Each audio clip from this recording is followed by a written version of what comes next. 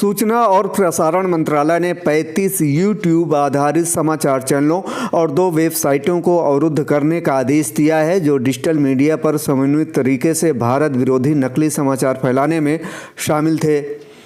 मंत्रालय द्वारा अवरुद्ध किए गए यूट्यूब खातों की कुल ग्राहक संख्या 1 करोड़ 20 लाख से अधिक थी और उनके वीडियो को 130 करोड़ से अधिक बार देखा गया था।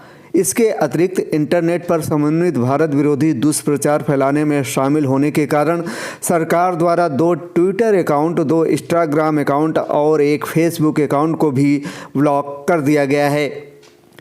मंत्रालय ने सूचना प्रौद्योगिकी, मध्यवर्ती दिशा निर्देश और डिजिटल मीडिया आचार संहिता नियम 2021 के नियम 16 के तहत जारी 5 अलग अलग आदेशों के तहत पाकिस्तान स्थित इन सोशल मीडिया खातों और वेबसाइटों को ब्लॉक करने का आदेश दिया है।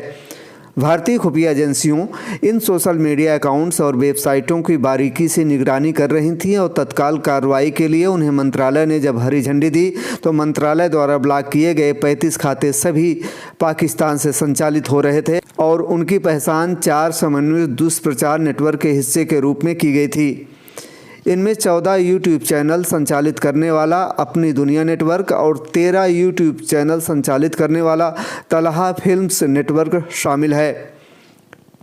4 चैनलों का एक सेट और 2 अन्य चैनलों का एक सेट भी एक दूसरे के साथ तालमेल बिठाते हुए पाया गया। कोई भी वेबसाइट्स हैं, वेब पोर्टल्स हैं, कोई भी यूट्यूब पर ऐसे अकाउंट्स हैं जो भारत के खिलाफ षड्यंत्र रचते हैं, भारत को बांटने का प्रयास करते हैं, भारत के लोगों को गुमराह करके अफवाहें फैलाने का काम करते हैं, उनके खिलाफ हमने कार्रवाई करने के लिए कहा था। ऐसे 20 अकाउंट्स के नाम हमने दिए भी थे जो पड़ोसी देश से आते हैं, वहां से चलते हैं और मुझे खुशी इस बात की है दुनिया भर के बड़े बड़े देशों ने भी उसका संज्ञान लिया है।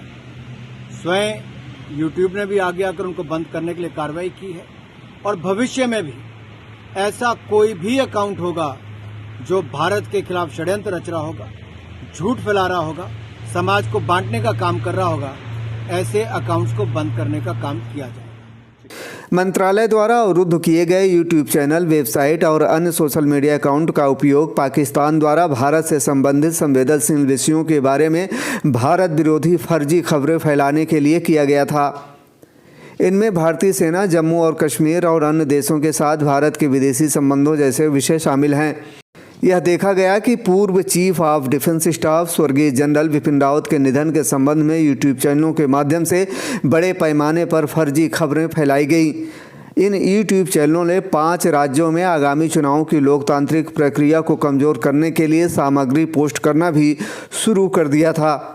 भारत विरोधी इन चैनलों ने अलगाववाद को प्रोत्साहन करने, भारत को धर्म के आधार पर विभाजित करने और भारतीय समाज के विभिन्न वर्गों के बीच दुश्मनी पैदा करने के लिए सामग्री का प्रचार कर रहे थे। इस तरह की जानकारी से देश में सार्वजनिक व्यवस्था को प्रतिकूल रूप से प्रभावित करने वाले अपराधों के लिए दर्शकों को उकसाने की क्षमता होने की आशंका थी। सरकार द्वारा हाल ही में की गई कार्रवाई दिसंबर 2021 में 20 यूट्यूब चैनलों और 2 वेबसाइटों को अवरुद्ध करने का अनुसरण करती है।